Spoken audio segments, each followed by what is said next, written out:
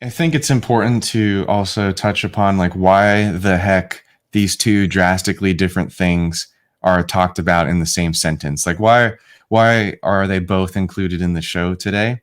And the reason is because organic content can actually do a lot of the same things that ads do as well, Yeah. right?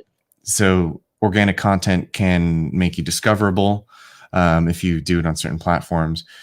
Build trust, just as you said. I would love to know, everyone who's watching, like, please comment if you've tried one of these. Like, if you've tried ads, let us know in the chat. Also, if you have, a blog or like a regular show on social media or a YouTube channel or anything that's in the category of organic content, let us know. I want to know what you guys have tried so far.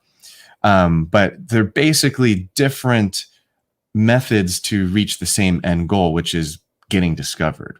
Wouldn't you agree? Yeah. Yeah. So, And the discoverability is an interesting factor, and it sort of sets certain social media sites apart from others, because Instagram is not designed to be a search engine, and Facebook is not designed to be a search engine. So the discoverability is lower when it comes to those social media giants, I guess you could call them, versus something like Google and YouTube, because people are going on Google to search because they have a problem that you may have an article or a video that solves that for them or gives them techniques on how to solve that for them. And YouTube is the same way, and obviously they're owned by the same, Alphabet, whatnot.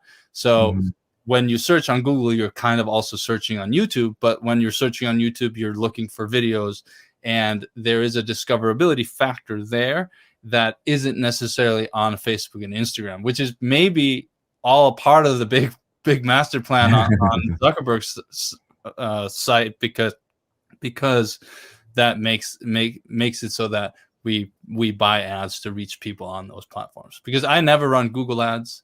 I haven't run any YouTube ads before, because I get found on Google, but organically, and then I use my money to get found on Facebook and Instagram.